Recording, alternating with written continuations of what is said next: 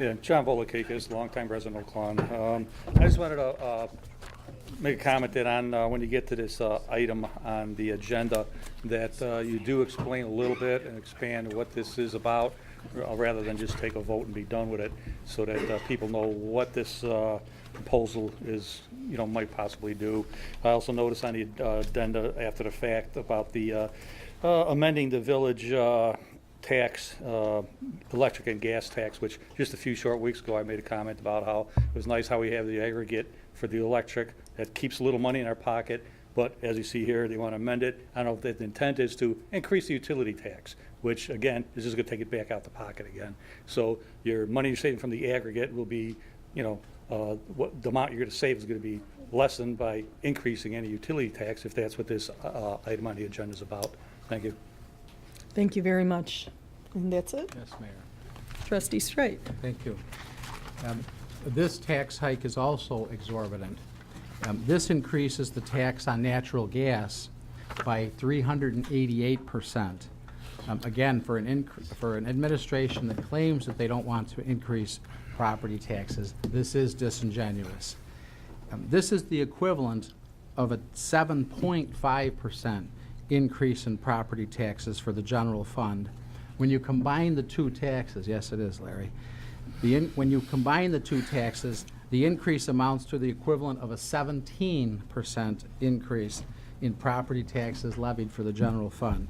It's another example of a hidden tax, and as I said, this type of increase really does hit people hard on a fixed income. I know some people seem to not appreciate that, and unlike property taxes, it is not tax deductible. And again, while it's been stated, we've discussed a plan in committee, no plan has been presented to the Board of Trustees, and most importantly, no plan has been presented to the public. Yes, Larry? Thank you, Mayor and Board. I had the opportunity to be in Springfield this morning and meet with the Illinois Municipal League and our new director, Brad Cole. I was there for 911, and I was also there to find out what the status is of the state of Illinois working on closing a $6 billion gap in their budget. And I asked Brad and his staff to give an update, and they asked, how is Oak Lawn doing and what are we doing to locally address these issues?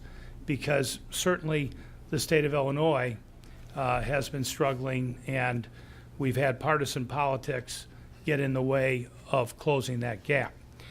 When I talked about our agenda for tonight, Brad Cole, a seasoned professional in Illinois in municipal government, saluted Oak Lawn. The tax rate that Trustee Streit is referring to is rock bottom. It hasn't been adjusted for years. In 2007, the administration brought this to the attention of the board and said, infrastructure. It's been ignored. It needs to be addressed. So I salute the board that approved the Build America bonds, and I salute the board tonight that's considering this adjustment in gas and electric. And by the way, these increases still put Oak Lawn below the median for the 200 municipalities in the greater Chicago area and the state of Illinois that do use these taxes to support general operations. In Oak Lawn's case, we're not. We're going to use it for infrastructure, which is fairly novel compared to the other communities that are also addressing this, Skokie, Niles, and I can go on and on. Thank you, Mayor. Thank you. Mayor? Any other discussion? Yes, please. Trustee Stockton? I could repeat many of the same things that I said about the electric service increase. This is actually a $1 to $4 increase on a residential customer a month. It is about a 1% increase in their bill or less. It is not hurting the people who, the residential customer, anywhere near as badly as it'll affect the businesses in Oak Lawn. I am not strongly supporting charging businesses more because we need more business. But as I said before, if you have a successful business where you can pay hundreds of thousands of dollars a month in electric service rates, you can afford to pay another $1,000 to help Oak Lawn with their infrastructure. That's all. Thank you. Any other new comments? Okay, Mayor. let's call the vote, I please. just have one new comment. You had weighed in several times on Well, this. this is new. Okay, New comment, meets your criteria.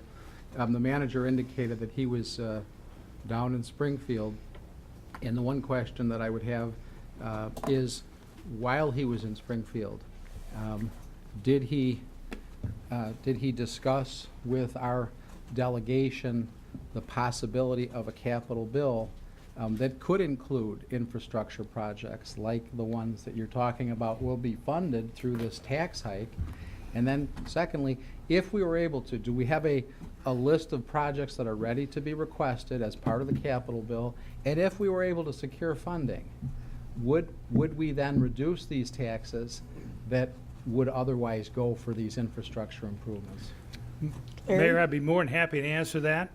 Again, the Public Works Committee, who has deliberated for years, is very focused, and again, I'm going to repeat them very publicly. We've talked about them here.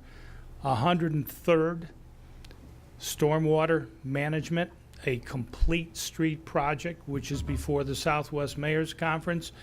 And the Southwest Mayor's Conference has applauded the idea, but would love to see more money. That project, I think, would be a perfect example of a great capital project. You have another item that's before you right after this one that is continuing to look at stormwater drainage in the Stony Creek East Branch Basin. That's another excellent project. We have the Cicero project repaving from 95th Street to 87th. We have our continued bike lane and bike path implementation project. We have the 95th corridor plan. We have the Ridgeland corridor plan. We've had discussions about Southwest Highway and street improvements in concert with our regional water improvements. So I think the list that Oak Lawn has ready to go is an outstanding list. Thank you, Mayor. thank you. Madam Mayor, can I also interject on that? Yes. Again, there's some fuzzy math here. Brian, what is the total cost to a resident for this increase? What is the total cost? Average. The average cost to a resident in a multifamily home is about $25 a year. In a single-family home, like the one that I live in, is about $48. Does that come anywhere For the near, electric, does that come anywhere near a 7.5% increase? I don't know where that came from. But then you need to take that number and add the similar amount to the natural gas. So as I said, if you take a property tax increase, to raise $2.5 million, it'll be about $155 a home, and this is gonna be less than 100. The difference in dollars, the difference in percentage comes from when you compare the little baby numbers, the rate that we're charging, the old rate versus the new rate. It looks bad. When you look at the whole bill, it's about a 1% increase. That's the point. Well, I get it, but I know that when there's numbers that are put out there that aren't, I'd like to figure out where the math came from the other numbers, but the point that I think does need to be addressed is, one of the questions was, if we come up with some federal money, or we come up with some state grant money, which we've been very good at getting that, then guess what this money can go for? It could go for retirement of pension debt. But at least we have the infrastructure budgeted and ready to go, and we will always look for state and federal money to continue on with those projects. So that's the total picture of what we need to do. Thank you, Trustee Oliniechek. Any other discussion? Let's take that vote. Trustee Stalker? Aye. Trustee Oliniechek? Yes. Trustee Desmond? Yes. Trustee Carberry? Yes. Trustee Vorder? Yes. And Trustee Strike? No. Motion passes 5-1.